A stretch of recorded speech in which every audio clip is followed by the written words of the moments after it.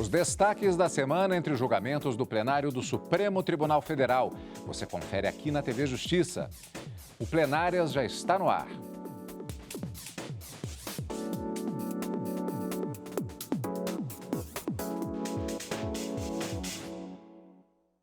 Hoje com os principais momentos das sessões plenárias dos dias 1º e 2 de março de 2023. Karina, uma semana um pouquinho diferente, porque é uma semana, digamos assim, comemorativa, uma semana de certa maneira festiva, porque há dois eventos que marcam a semana, que são 132 anos da instalação do Supremo Tribunal Federal na República e também o centenário da morte de Rui Barbosa. E, além disso, tivemos um importante julgamento que foi iniciado na sessão da quarta-feira, prosseguiu na quinta e deve continuar, está previsto na pauta na próxima semana. Essa foi a promessa da ministra Rosa Weber, presidente do Supremo Tribunal Federal, que na próxima semana, na próxima sessão plenária, será retomado o julgamento de um habeas corpus em que se discute se a prova que foi obtida para a condenação de um réu por tráfico de drogas se deu em razão da cor desse réu. O que se fala é em perfilamento racial. Se essa for a conclusão que os ministros chegarem, haverá uma nulidade da prova da quantidade de cocaína que foi apreendida e essa nulidade acaba se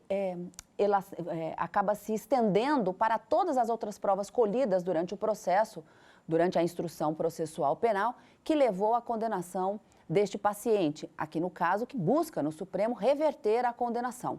Mas até agora, apenas o ministro Edson Fachin votou nesse sentido para reconhecer que os policiais, no momento da abordagem feita a essa pessoa, que foi condenada por tráfico de drogas, teria sido, num primeiro momento, levado pela cor da pele para fazer a abordagem e, assim, buscar e apreender 1,53 gramas de cocaína, que acabou levando no judiciário a condenação dessa pessoa.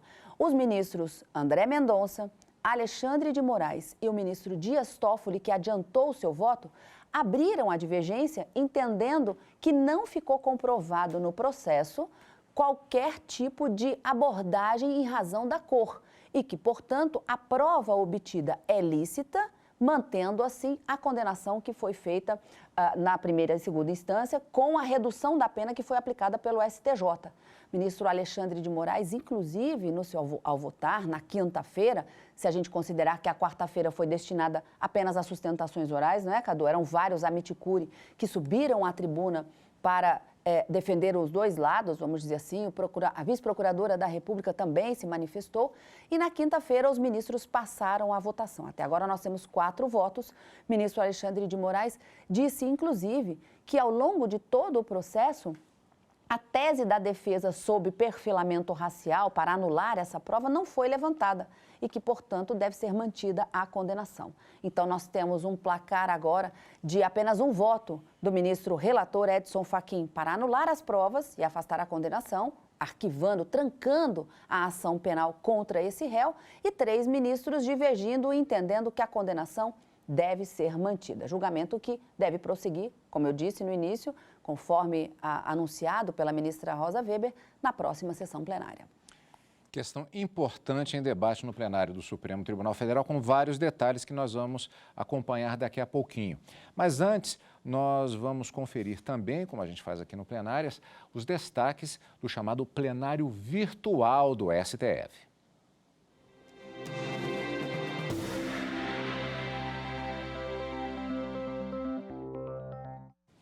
Em decisão unânime no plenário virtual, os ministros do Supremo Tribunal Federal confirmaram o liminar contra uma lei do Pará que garantia pensão à viúva de um ex-deputado estadual.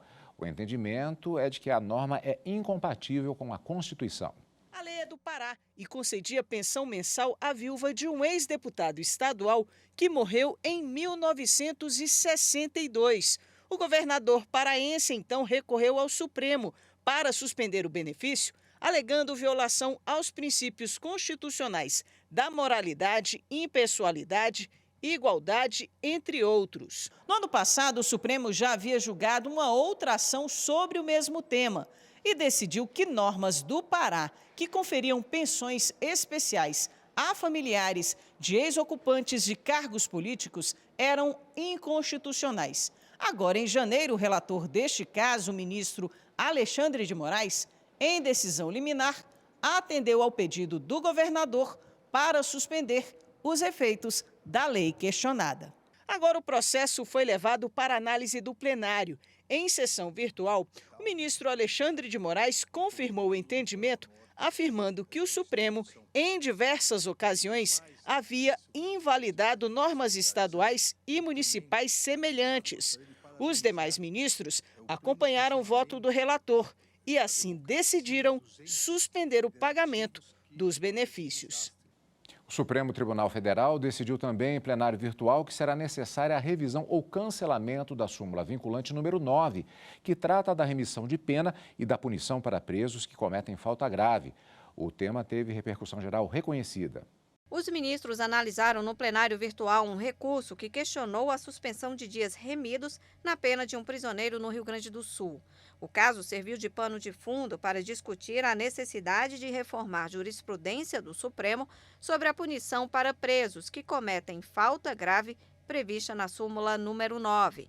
Essa súmula, aprovada em 2008, estabeleceu que o disposto no artigo 127 da Lei de Execução Penal foi recebido pela Constituição de 88 e que não se aplica a ele o limite de tempo previsto no artigo 58.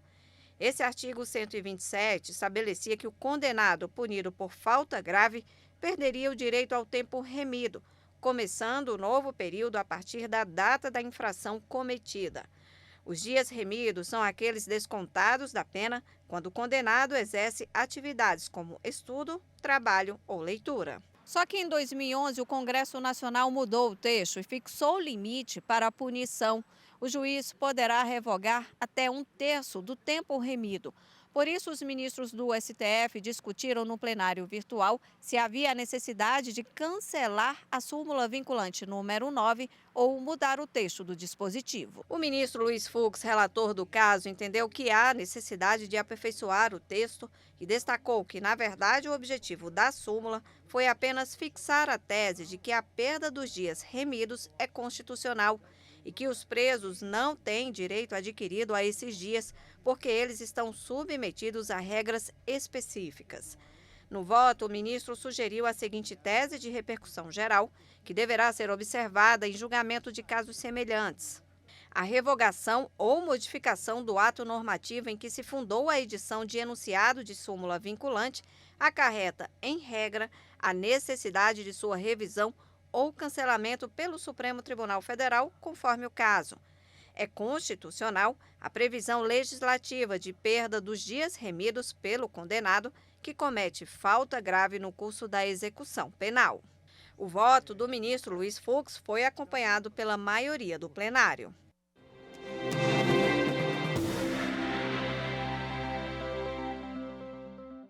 E agora nós vamos para os plenários presenciais. Os ministros do Supremo Tribunal Federal iniciaram na sessão de julgamentos da quarta-feira, dia 1º de março, o julgamento sobre a validade de prova obtida em busca baseada na cor da pele. Os ministros analisam um pedido de habeas corpus em favor de um homem negro condenado por tráfico de drogas em São Paulo. O julgamento começou com a leitura do relatório pelo ministro Edson Fachin. Em seguida, 10 entidades apresentaram sustentações como amicus curiae. As instituições defenderam que a abordagem policial contra um homem negro foi discriminatória e as provas apoiadas em racismo estrutural são ilícitas. Além disso, segundo as entidades, o Estado utiliza protocolos subjetivos e inconscientes em razão da cor da pele. As instituições lembraram que o perfilamento racial tem sido condenado pelas cortes internacionais. O habeas corpus foi apresentado pela Defensoria Pública de São Paulo em favor de um homem condenado por tráfico de drogas. Ele foi abordado por policiais em maio de 2020, ao lado de um carro. E na revista, os agentes encontraram 1,53 grama de cocaína. O homem foi condenado a 7 anos e 11 meses em regime fechado por tráfico de drogas. A Defensoria recorreu ao Superior Tribunal de Justiça. com o argumento de que a quantidade de droga encontrada não caracteriza tráfico e que a prova é nula, porque a cor da pele do suspeito foi o motivo para a desconfiança do policial. O STJ reduziu a pena para 2 anos e 11 meses em regime aberto. A vice-procuradora-geral da República, Lindora Araújo, se manifestou pela manutenção da pena. Segundo ela, a abordagem não teve caráter racial, porque a cena do crime é típica de prática de tráfico de drogas. E o Supremo Tribunal Federal retomou na sessão da quinta-feira, dia 2 de março, esse julgamento que foi iniciado, como vimos, na véspera, quarta-feira, em caso envolvendo a abordagem policial que supostamente teria ocorrido com base na cor da pele do suspeito. Como vimos, na sessão da quarta, houve a leitura do relatório do ministro Edson Fachin e as sustentações orais. Na retomada, na quinta-feira, o voto do relator, ministro Edson Fachin, e de outros 3 ministros.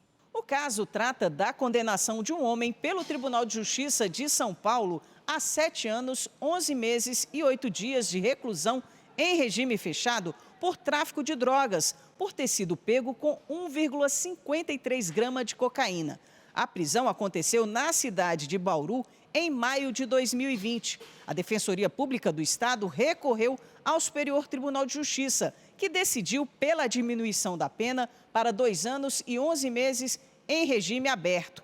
A Defensoria queria o arquivamento do processo e, por isso, recorreu ao Supremo, alegando que a abordagem policial foi feita com base na cor da pele do homem, invalidando, assim, as provas colhidas. O relator do processo é o ministro Edson Fachin. No voto, ele lembrou que a primeira circunstância identificada pelos policiais que participaram da abordagem foi a cor da pele e nada mais. O sistema de justiça ainda não deu mostras de que tenha desativado a rede de estereótipos que atribui aos corpos negros sentidos sociais negativos, que legitimam violências inclusive estatais, como é o caso, inequivocamente, do encarceramento em massa de pessoas negras, em particular pelos crimes de traficância, decorrente em enorme medida do que estamos aqui a tratar.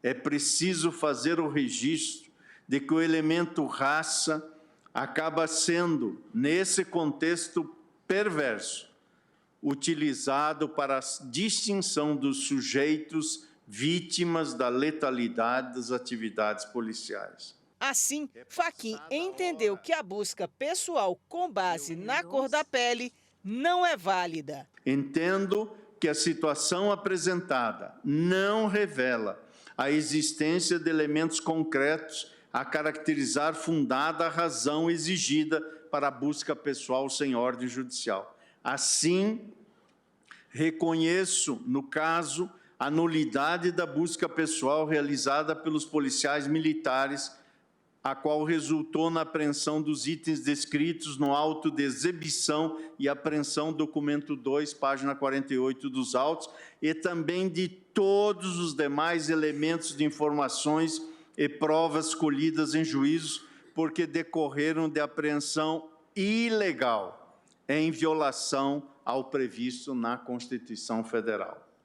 Com efeito, as provas derivadas da prova ilícita restam imprestáveis, em razão do que a doutrina denomina de teoria dos frutos da árvore envenenada, que é a tradução da literatura jurídica para o parágrafo 1º do artigo 157 do Código de Processo Penal. O ministro André Mendonça divergiu do relator. Não vejo aqui, no caso concreto, situação que me levaria a aproximar-me do caso do senhor Bazu.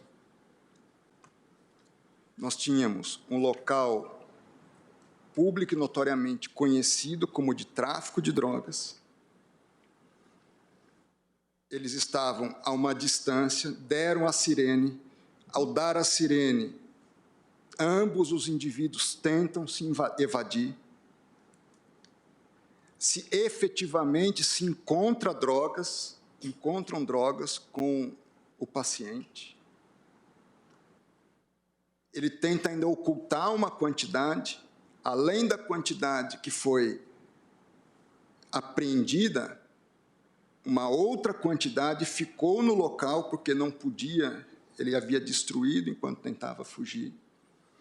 Ou seja, com a devida vênia, no caso concreto, eu não entendo haver razões ao paciente. O ministro Alexandre de Moraes também acompanhou a divergência. Para o modus operandi, não importa se o vendedor ou o comprador é homem, mulher, branco ou negro. Esse é o modus operandi. Diversa hipótese. Sim. Mas em utilizando esse modus operandi, se o motorista do carro fosse branco e o vendedor fosse branco, a polícia não teria abordado. Se essa prova estivesse nos autos, é perfilamento. Mas não é essa prova nos autos. O modus operandi de venda de droga no país todo, na verdade no mundo todo, é esse. No varejo. Na sequência da sessão, o ministro Dias Toffoli adiantou o voto, acompanhando a divergência. Depois, o julgamento foi suspenso e será retomado na próxima semana com o voto dos demais ministros. Daqui a pouco a gente vai conversar com a Karina a respeito deste julgamento que continua na próxima semana. Mas tem mais ainda. Como já dissemos no início do programa, foi também uma semana de comemorações. A gente confere daqui a pouquinho, logo depois do intervalo, aqui no Plenárias.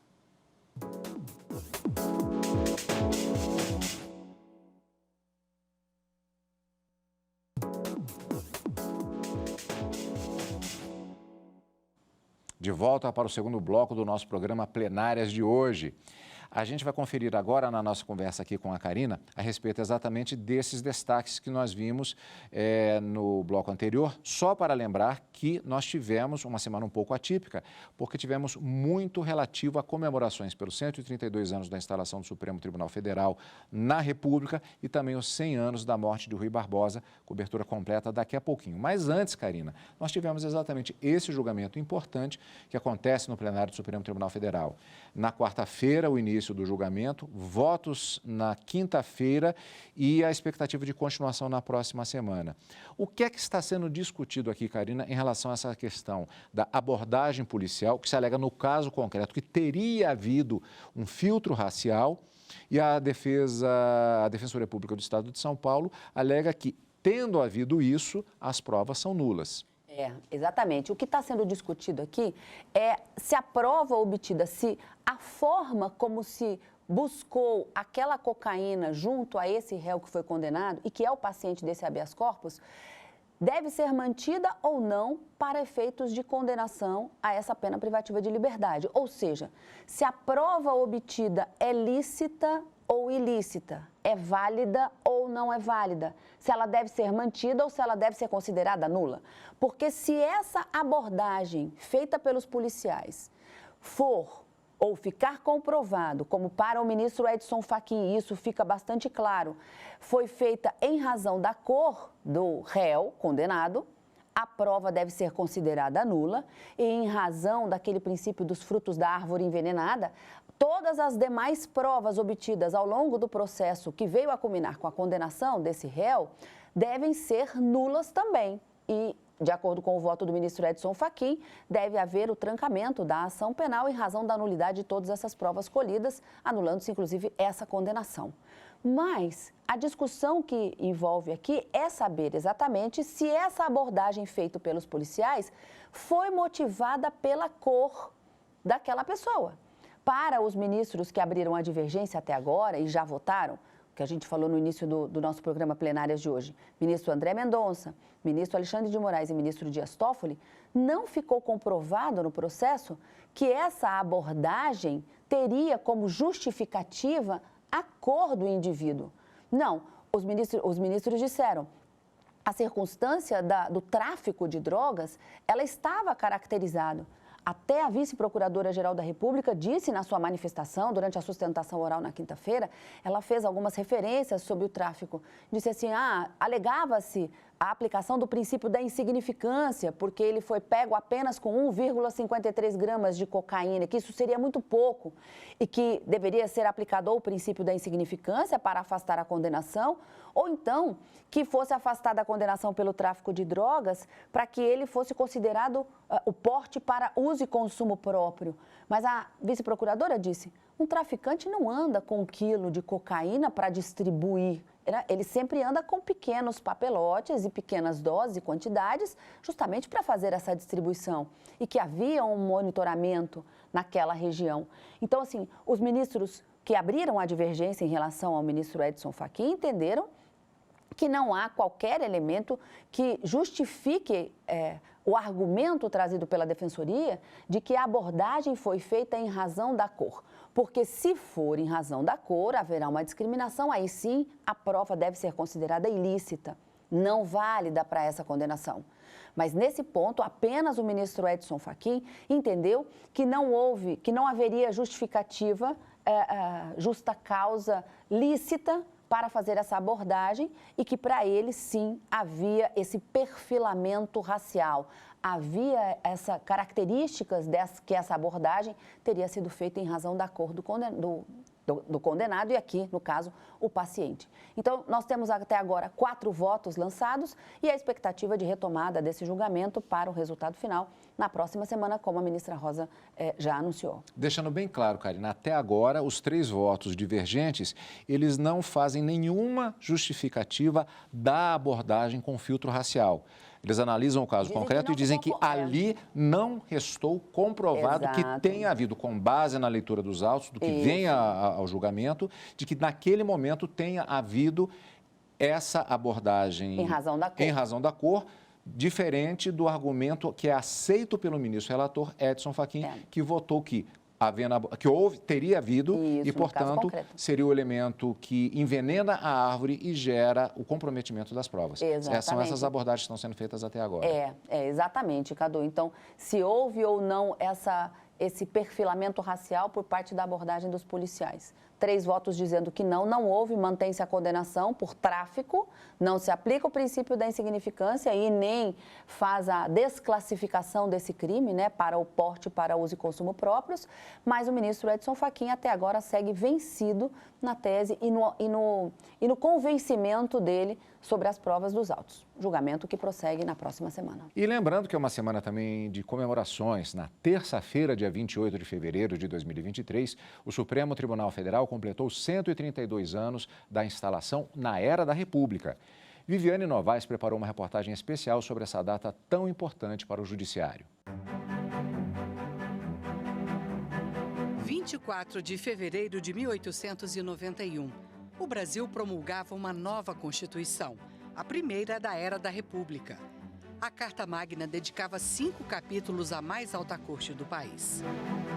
O texto dizia: o Poder Judiciário da União terá por órgãos um Supremo Tribunal Federal, com sede na capital da República, e tantos juízes e tribunais federais distribuídos pelo país, quantos o Congresso criar. A ele compete processar e julgar o presidente da República nos crimes comuns e as causas e conflitos entre União e Estados. 4 dias depois da promulgação, o STF foi instalado no Rio de Janeiro numa sessão plenária presidida interinamente pelo ministro Sayão Lobato, o Visconde de Sabará. O Supremo que nasce com a nossa primeira Constituição republicana é um Supremo muito importante. Importante por quê? Primeiro, pelo momento histórico, afinal nós estamos saindo do Império e inaugurando esse novo Estado que é a República Brasileira. Então, o Supremo ele vai ter um papel muito importante, que é principalmente de entender o funcionamento das leis imperiais que irão vigir dentro da República e também na própria República, ajudando na construção institucional deste novo Estado, desta nova sociedade. 69 anos depois, o Supremo se transferia para Brasília por causa da mudança da capital federal. Passou a ocupar o Palácio de Vidro de Curvas Sinuosas, desenhado por Oscar Niemeyer. Hoje, 11 ministros compõem a Suprema Corte, conhecida como a guardiã da Constituição. O guardião dela no sentido de que qualquer erro do poder político executivo ou legislativo, há de ser corrigido pela Justiça, em última instância pelo Supremo Tribunal Federal, que tem autoridade sobre os atos do presidente da República e até do Congresso Nacional, em nome justamente da Constituição. É o sumo tribunal do país, por comparação com o sumo pontífice na linguagem religiosa católica. E por isso também que suas decisões definitivas de mérito, sobretudo em ações declaratórias de constitucionalidade e ações diretas de inconstitucionalidade,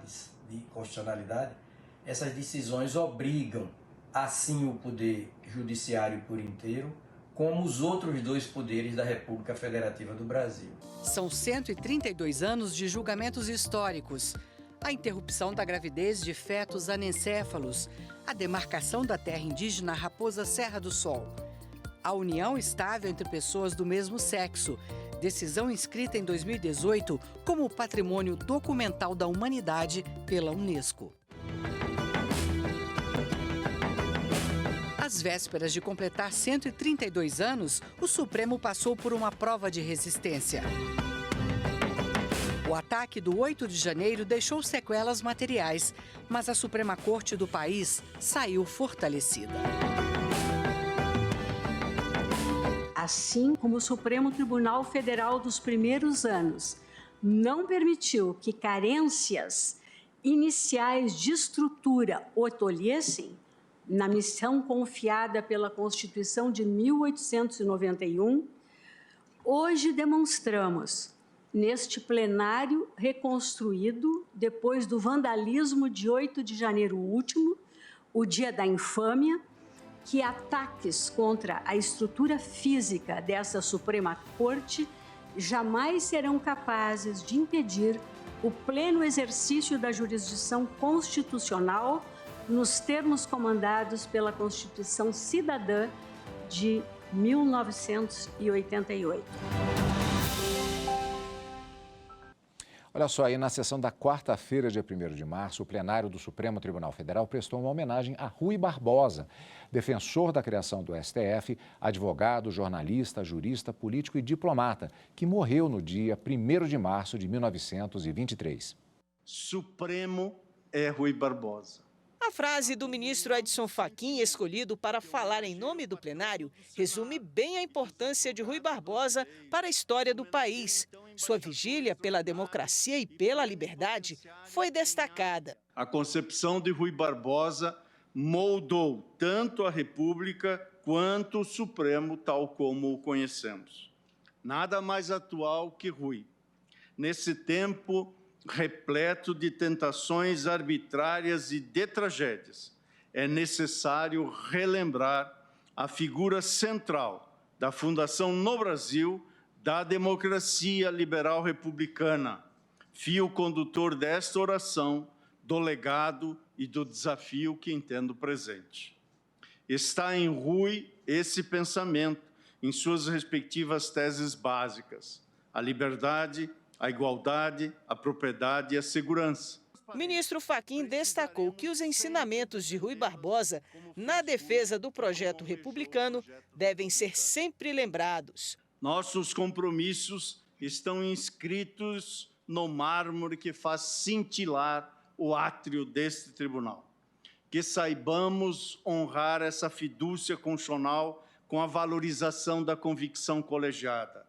Que saibamos, intimoratos, arrostar a pungente marca física do ataque bárbaro que deixou sequelas em seu próprio busto. Fachin afirmou ainda que Rui Barbosa sempre servirá de inspiração ao Supremo Tribunal Federal. Estamos hoje mais próximos a Rui, quer pelos deveres cumpridos, quer pelas obrigações a adimplir.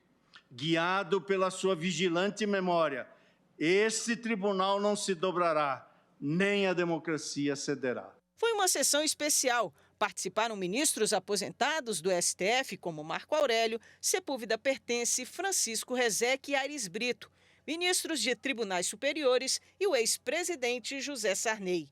A vice-procuradora-geral da República, Lindora Araújo, e o presidente nacional da OAB, Beto Simonetti, também se pronunciaram na sessão. Com essa homenagem, por ocasião do centenário da passagem do personagem cuja vida foi totalmente devotada à causa do direito e da justiça e da renovação dos costumes na política nacional. Baiano de Salvador, Rui Barbosa nasce no dia 5 de novembro de 1849, sob a égide da Constituição de 1824, tendo partido faz exatos 100 anos, com pouco mais de meio século de trabalho na jurisprudência e 50 anos de serviços à nação. Nosso homenageado criou uma cultura de democracia real e viva na nação brasileira. Seu devotado compromisso com a justiça, com o abolicionismo, com a ética e com a moralidade rende-lhe os mais justos e vivos reconhecimentos.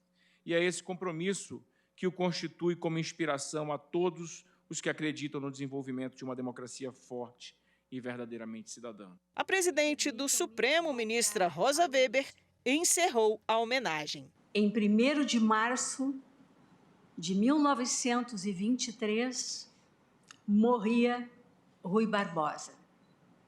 E a imprensa assim noticiou seu falecimento. O sol se apagou. Permito-me mais uma vez discordar. O sol não se apagou.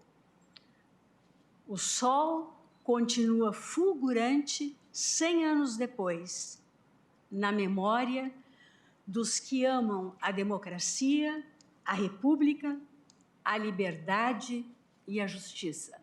Você acompanha o Plenárias também pelo canal da TV Justiça no YouTube. Karina, e já encontro marcado na próxima semana com mais decisões do Supremo Tribunal Federal. É isso aí, Cadu. Na próxima quarta e quinta-feira, ao vivo, no Direto do Plenário, a partir das 14 horas, a gente acompanha os julgamentos do plenário do Supremo Tribunal Federal. Mas nesse final de semana, o nosso encontro é no Plenárias. Obrigado pela companhia e continue conosco na TV Justiça.